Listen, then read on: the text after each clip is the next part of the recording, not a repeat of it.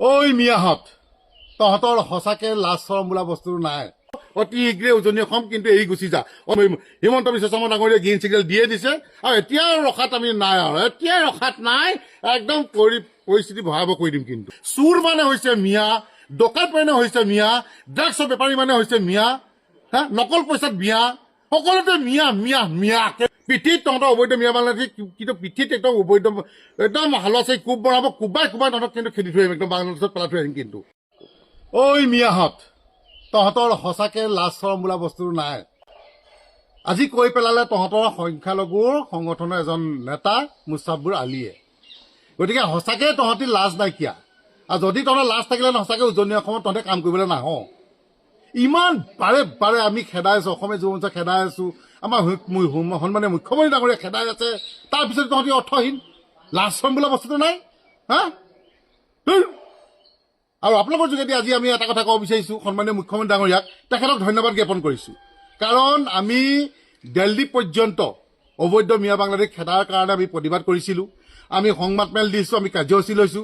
তাৰ প্ৰতি সঁহাৰি জনাই, তাৰ প্ৰতি সন্মান জনাই আমাৰ সন্মানীয় মুখ্যমন্ত্ৰী ডাঙৰীয়াই যোৱাকালি যিটো এটা সিদ্ধান্ত ল'লে, যেনেকৈ কৈ পেলালে, আমি সঁচাকেই আনন্দিত আৰু সঁচাকৈ গৌৰৱান্বিত। আমি তেখেতক লৈ যি আশা দেখিছিলো, যি সপোন দেখিছিলো, সঁচাকেই আমি ভাল পাইছো। কাৰণ চাওক, বেয়াত বেয়া অসমীয়া জীৱন সঁচাকে বেয়াত জমকাল আৰু ভালত ভাল, সেইটো আগতেও কৈ আছো, এতিয়াও কৈ আহিছো।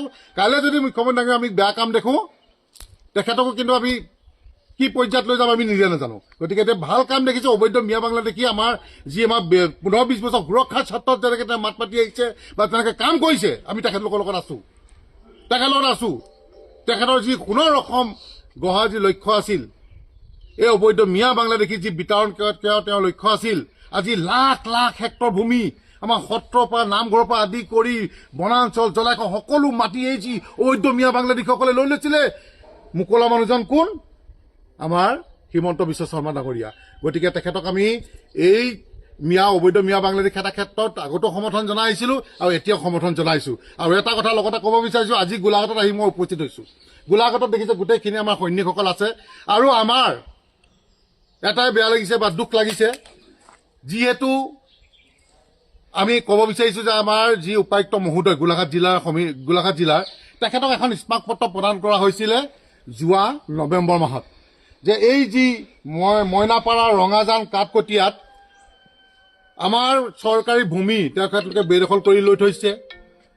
আমাৰ কি হৈছে, অচিনাকি মানুহ আছে তাত, অবৈধ মিয়া বাংলাদেশী আছে তাত। গতিকে আমি এখন স্মাৰক পত্ৰ প্ৰদান কৰিছো যে এই অবৈধ মাটি, এই যি তেওঁলোকে চৰকাৰী মাটি ভূমি অগ্ৰহণ কৰি থৈছে, এইবোৰ উচ্ছেদ কৰিব লাগে আৰু এই অচিনাকি মানুহসকলক খেদিব লাগে। কিন্তু ইয়াৰ যিজন উপায়ুক্ত, এই উপায়ুক্তজন সোপা ঢিলা নীতি, গতিকে তেখেতে একো কাম কৰিব পৰা নাই। গতিকে আমি অজন্তা বাইদেউক এটা অনুৰোধ জনাব বিচাৰিছো, অসমীয়া যুৱ মঞ্চই আমি সন্মানীয় মুখ্যমন্ত্ৰী আমি আহ্বান জনাব বিচাৰিছো যে অতি শীঘ্ৰে গোলাঘাটত এই যি মইনাপাৰা ৰঙাজান কাঠকটীয়াত যিসমূহ অচিনাক্ত মানুহ আছে, যিসমূহ আমাৰ মাটিসমূহ দখল কৰি থৈছে, এইবোৰ উচ্ছেদ কৰিব আমি দাবী জনাইছো। অন্যথা কিন্তু অসমীয়া যুৱ মঞ্চ হাত আপুনি বহি নাথাকিম, ভয়াৱহ আন্দোলন কাৰ্যসূচী হাতত ল'বলৈ বাধ্য হ'ম। কাৰণ কেলৈ অসমৰ জনগণে দেখিছে যে আজি এটা নিউজ আহিছে যে দুটা অবৈধ মিয়াই কি কৰিলে, দুজনী হিন্দু ছোৱালীক কি কৰিলে, ৰেপ কৰিলে। চুৰ মানে হৈছে মিয়া, ডকাইত মানে হৈছে মিয়া, ড্ৰাগছৰ বেপাৰী মানে হৈছে মিয়া, নকল পইচাত মিয়া, সকলোতে মিয়া মিয়া মিয়া, কেৱল অবৈধ মিয়া বাংলাদেশী। গতিকে অসমখন যদি আমি ৰক্ষা কৰিবলৈ হয়, অসমৰ স্বাৰ্থত যদি আমি আগবাঢ়ি যাবলৈ হয়, এই মানুহখিনিক আমি খেদাৰ ব্যৱস্থা কৰিবই লাগিব। গতিকে বিশেষকৈ আমি এতিয়া গোলাঘাটত এইটো প্ৰব্লেম দেখি পাইছো, সমগ্ৰ অসমৰ লগতে এতিয়া উজনি অসমত আমি এটাই কথা আজি সকীয়ানি দিছো যে য'ত ইটা ভাতত তহঁতে আছ, য'ত কাৰোবাৰ ঘৰৰ কাম কৰি আছ, অতি শীঘ্ৰে উজনি অসম কিন্তু এৰি গুচি যা। অন্যথা কিন্তু তহঁতৰ পিঠিত হালোৱা চাই কোব মৰা হ'ব।